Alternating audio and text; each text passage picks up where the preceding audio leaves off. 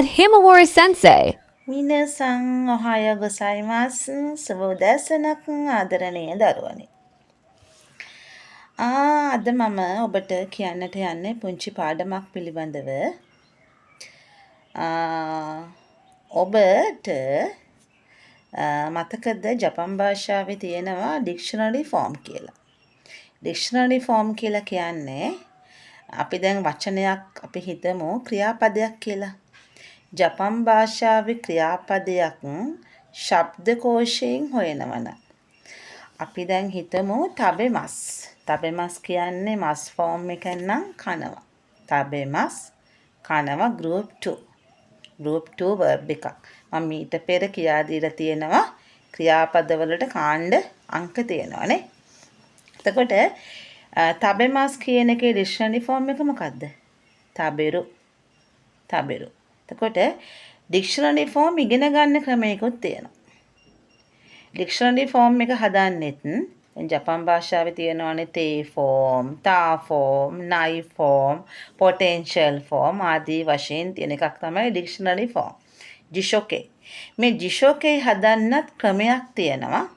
ඒක ටිකක් දිග පාඩමක් නිසා මම මේක YouTube හරහා ඔබට ලබන සතියේ කියලා දෙනවා. ඔබ ඒ සඳහා YouTube channel එකත් එක්ක සම්බන්ධ වෙන්න. මොකද TikTok මාර්ගයෙන් උගන්වන්න ටිකක් අපහසුයි පාඩම දිග නිසා.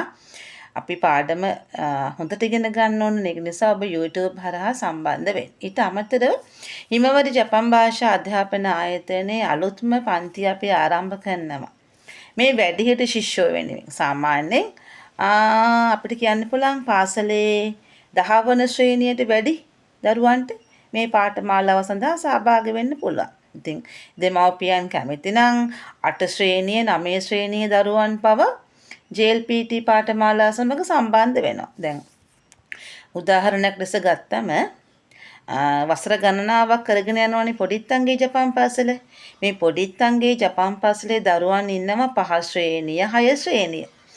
ඔවුන් ඔබ විශ්වාස කරනවද ඔවුන් දැන් මෙවර JLPT 4 විභාගයත් තරණය කරන්න සූදානමින් ඉන්නේ. දෙසැම්බර් මාස JLPT 4 විභාගය සඳහා මුහුණ දෙනවා. JLPT 5 සමත් කළ 4 විභාගය සඳහා මුහුණ දෙනවා. ලබන අවුරුද්ද JLPT 3. ඒ සියල්ලම අධ්‍යයනය කරමින් ඉන්න. මොකද ඉගෙන ගන්න අපිට ඇත්තටම වයස බලපාන්නේ නැහැ. මානසික පීඩාවකින් තොරව ඉගෙන ගන්න තියෙනවා නම් අපිට ඒක වයස අදාළ වෙන්නේ නැහැ. දැන් සමහර වැඩිහිටි උදවීන් අවුරුදු 70යි 80යි නේද උපාධිය ලබා ගන්න සාමාන්‍ය පෙළ ලියන්නේ. ඉතින් ඒක උත්සාහය, කැපවීම, කැමැත්ත මත තීරණය වෙනවා.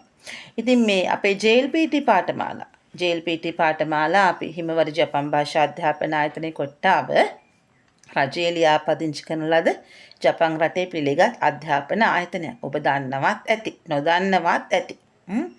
එතකොට JLPT 5 4 3 2 මේ සියලුම පාඨමාලා ඒ වගේම NAT 5 4 3 2 සියලුම පාඨමාලා සහ JFT සියලුම පාඨමාලා අපි නොවැම්බර් 2 ඉරිදා උදෑසන 9ට Zoom තාක්ෂණය ඔස්සේ ආරම්භ කරනවා.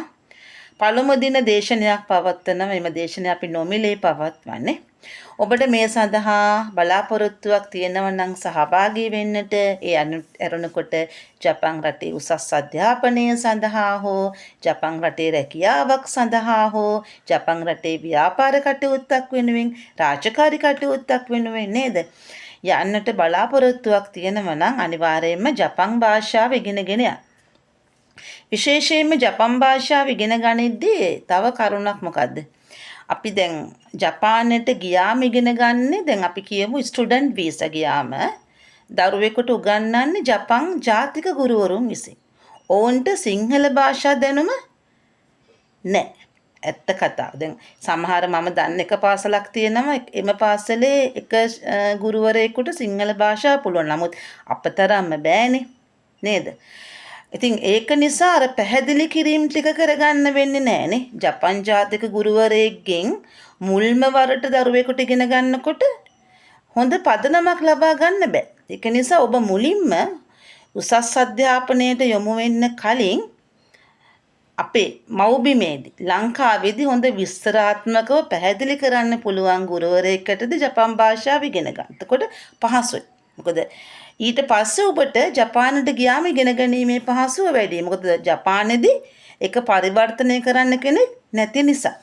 මොකද දැන් ලංකාවේදී පුතාලා අපි වාක්‍යයක් කියවම වතෂි වා නිහොන්ගෝ ඕ බෙන්කියෝ ශිමස්. ඒතර අපි පැහැදිලි කරනවා වතෂි කියන්නේ මම, වා කියන්නේ නිපාතය නේද? ඊළඟට ඕ කියන්නේ නිපාතය, නිහොන්ගෝ කියන්නේ ජපන් භාෂාව, බෙන්කියෝ ශිමස් කියන්නේ ඉගෙන ගන්න.